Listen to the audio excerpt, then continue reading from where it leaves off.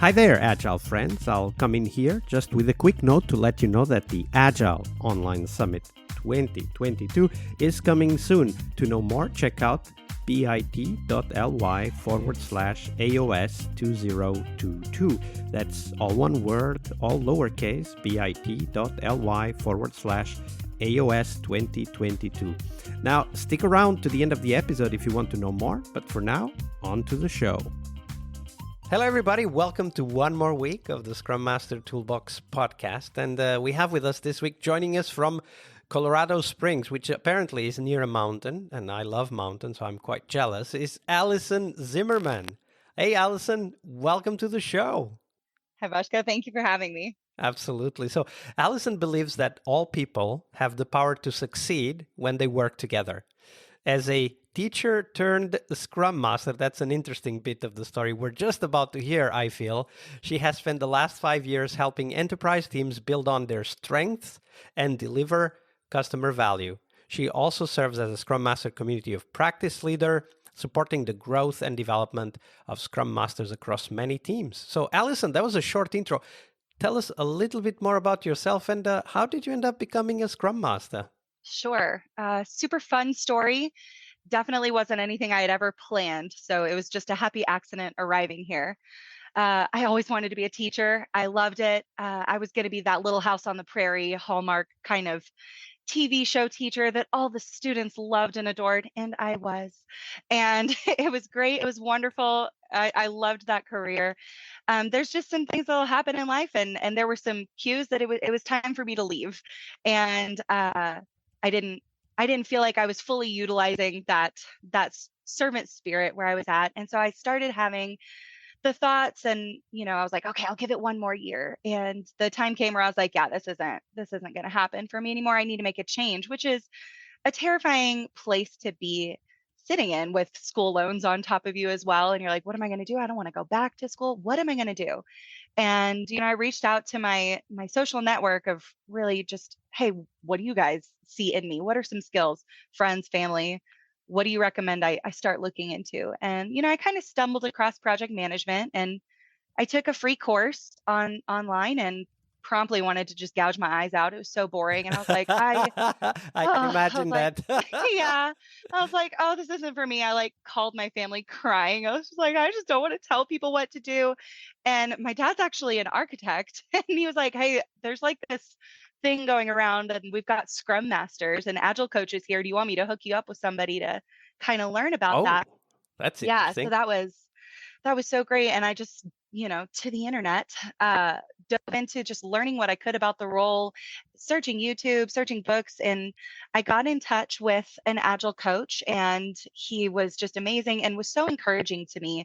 That was like, hey, you can do this, and kind of coached me through a career path. And as I'm almost in tears thinking, I'll never make it, he was like, I'm coaching through your career path going forward. Like, I could hire you next week, this is long term continuing your growth. So that was incredibly encouraging. And I was just so fortunate to be just wrapped up in a community of mentors that are like, here, I can help you. And hey, start listening to these podcasts. And how did you find like these mentors, by the way? Besides that Agile coach, which I'm guessing also referred you to other people, but how did you build that community of mentors? Really just asking. It's pretty amazing how people do want to help.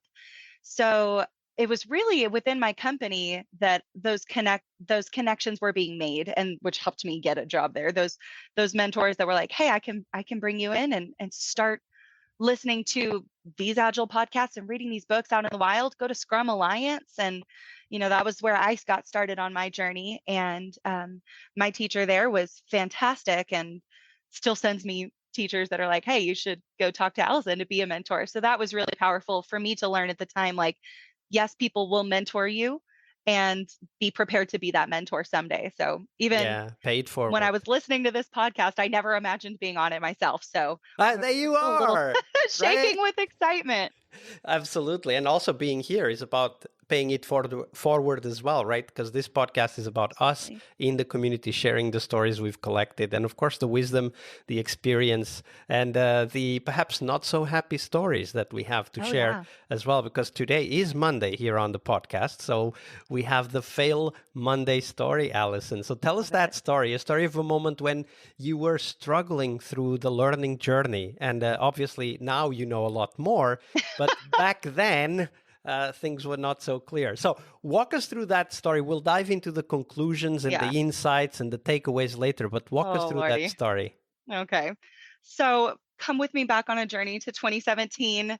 Allison is a fresh teacher that has turned Scrum Master, and I was terrified and excited, but I started to experience little bits of success, and my team loved me, and I was feeling empowered, and I was like, wow, I can do this. So, spoiler alert, I didn't realize it was a failure at the time. So we're looking back on this as a retrospective opportunity. So don't come at me, anybody, if you have a pit bull. Like they are the most wonderful dogs, and I have a mix as well. And my team called me their pit bull, and that was their like loving little nickname for me. That they were like, man, she's gonna like be the sweetest, kindest, most gentle person, but she will protect you. And I took protect the team so literally. Um, so here's my story of failure. I, in this story, forgot that my role as a Scrum Master isn't just a servant leader to the team, but to the organization as a whole. And, if I had been wise and referenced the Scrum Guide, it's right there listed, that Scrum Masters help employees and stakeholders understand and enact empirical approaches for complex work, and they remove barriers between stakeholders and Scrum teams. And bless my heart, I thought I was, but I was the impediment on that So one. So, tell us a little bit more. Like, give us some yes, examples story of time. what did Yeah, that look like? Like how gather you were round. over Yeah. protecting the team. Oh, gather round, sit close, listen in. I had heard grumblings through retrospectives about a certain stakeholder that was just non existent, never to be seen. And they just, they were finally going to come to a demo or to a review, excuse me. They were finally going to come to a review, and we were going to show them what we made. And the team comes in so excited, and this person hated it. They just crapped all over this beautiful product that we had made. And we were like, oh man, that stinks. And then it felt to me like my perception was my team is getting attacked. Oh no, I have to defend them rather than ask questions. So I didn't do any kind of psychological safety building or creating a safe space to educate and empower about agile principles and processes. I just kind of started going after this stakeholder like, you were never here in the process. You never collaborated with this team. They built exactly what you wrote down. If you said follow the plan that I wrote for you, they did exactly what you asked. And the conversation shifted more to something that would reflect what you see like on Facebook or something, of people arguing back and forth. So it And was yeah, yeah. So it was a flame war then. yeah. So it wasn't and my team was like, wow, she really defended us and showed her what's what. But then, like that person never came back to work with us. They're like, well, we'll just take our product to somebody who will do what we want. I harmed relationships. So, oh, that was a tough lesson to learn, that it's like I didn't teach my team or the organization and empower them to talk through and like make a partnership as an agile team. And like if I'm reflecting on it and we go back Wait, to the Scrum wait a minute, values. because Yes. I have two questions here. Yes, Okay, sir. so Oh, yes, sir. first is that obviously we need to tackle that conversation. And based on what you Sure. know today, what would you do differently? Now, there is another question, which let's tackle that later if we have the time. But the other question is also, what could you have done a long time before this review, So knowing true. what was going on? But let's first tackle Yeah. that conversation. How would you do that conversation these days if you had the chance? Right. Right. Well, present day 2022, Allison, who's still learning and growing, um, would start with Scrum values and understanding that they apply to all people, not just my team. So even though I really leaned into courage and openness and was like, got it, respect was completely lacking. So what I've learned since is that even though I think I'm helping in those situations, I'm stealing opportunities from those teams and harming relationships. They don't need me to rescue. So, something I've been learning recently, like in Bob Galen's book that recently just came out, and Lisa Adkins coaching agile teams, what I learned from some other trainings through ICF is that you can't coach someone that you see as fundamentally broken or flawed. And you have to approach coaching, mentoring, teaching, facilitating, approach with a mindset that people are professionals and capable. And I didn't do that. So I would definitely go into it now realizing that these people are professionals and they have the power to get to a good solution that can be reached in an agile way with an agile mindset, but I have to help support them through that. And straight up attacking out of the gate, it's never gonna do that. So I would approach with questions like, what piece is missing? Let's see what's the outcome and the vision that you're imagining and the value you want to see that you're not seeing yet, and we can build towards that. Yeah, absolutely. That's a great point, right? Like sometimes, and it can happen. I don't know if it happened in this case, but it can certainly happen that stakeholders themselves are a bit impatient and impolite, sometimes a bit more than that. And Humans. they are, yeah, just like us, right? Right. And one way to look at it is to feel attacked and feel that some of our boundaries have been crossed, and sometimes that's a necessary reaction, like the one that you had. But other times it's about, okay, so maybe there's something here that is not working well in the relationship, right? Like, so how do we build this, right? Like, how do we take this crisis moment, even if it's not a big crisis, but, it's a crisis moment. How do you take that and how you build a relationship? And actually, that links to my second question, which I was asking a bit Right. ago, which is, if you had the chance to go back and relive that story, what would you have done differently before that review with the stakeholder? Right. Oh my goodness. So I was just like, okay, this is what we do. We bring stakeholders in on this day, but I hadn't even connected with that person before to introduce myself, tell them, hey, I'm the new Scrum Master for this team. How's it been going for you so far? Of just kind of getting a temperature check before they even come in a big public setting. One-on-ones could have been incredibly helpful, and just approaching with curiosity rather than, accepting what I had heard, that these are the evil waterfall overlords that refuse to make changes. I already went in like dukes up, like nobody's coming in my team, you know? So Yeah, I could absolutely. have done so much different. And actually, that point that you just made about this temperature check, as you called it, is very important for us because we need to know what we are getting into. Like you said, that we need to approach, as coaches, we need to approach situations and people with the ability to accept that they know how to solve it. Even if they need our Right. help, it is them that need to solve it.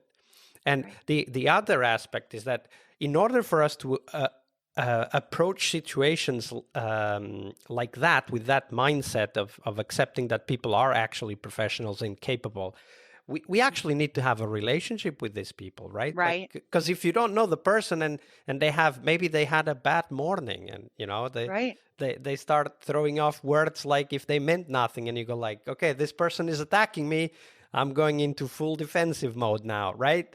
And so building that relationship is also a great way for us to feel more comfortable with these uncomfortable moments, right? Because there was obviously some expectation that was not met. Otherwise, they would have not made those comments. Of course. Yeah. Definitely approaching with humility and curiosity could have led to an incredibly different outcome. And, my biggest takeaway from this failure, because, failure's okay. It's all right for us to learn, fortunately, it's not a life and death situation. So I was able to learn and grow. And my biggest thing was that servant leaders don't equal like savior of the team or supreme agile leader with all of the answers, that they have to come for me to give them permission to do that. Absolutely. That's We're the piece. not there to save anyone. We're there to help Right. people save themselves. Exactly. All right. That was a great story. Thank you for sharing that, Allison. Sure. Hi there, Agile friends. Thank you for sticking around to know more about this year's Agile Online Summit. The summit will have 4 keynotes and 4 tracks you will not want to miss. The keynotes will touch on critical topics for us, from delivering on time to helping you to focus on sustainability. The 4 tracks are tools. So we'll focus on tools you need to excel at your job, but also your mission. We'll also have a track on sustainability, which is, of course, about people and their sustainable pace, but it's also about how do we bring sustainability to the products and the planet we inhabit. We'll have a 3rd track about happiness, talking about doing what we love and, most crucially, loving what we do. And finally, the 4th track will be live. It will be mostly hands-on sessions to help you roll up your sleeves together with the presenters. Oh, and we will also have a coaching clinic, as we usually do, organized to help you discuss and get inspired to solve the hardest challenges you face at work. This year, we'll have a special emphasis on interaction with your peers, so get your ticket and join the Slack at bit.ly/AOS 2022. As always, we have free tickets for anyone that wants to attend live and the VIP tickets for those of you who want to keep the videos forever. So check them out at bit.ly/AOS 2022. I'll see you on the conference floor. Monday is about what we learn from our obstacles and our failures. But tomorrow is Team Tuesday here on the Scrum Master Toolbox podcast. We explore teams and their journeys, the habits they develop that threaten their performance, how each of our guests help their teams evolve, and the one key lesson they learned from that experience. We really hope you liked our show. And if you did, why not rate this podcast on Stitcher or iTunes? Share this podcast and let other Scrum Masters know about this valuable resource for their work. Remember that sharing is caring.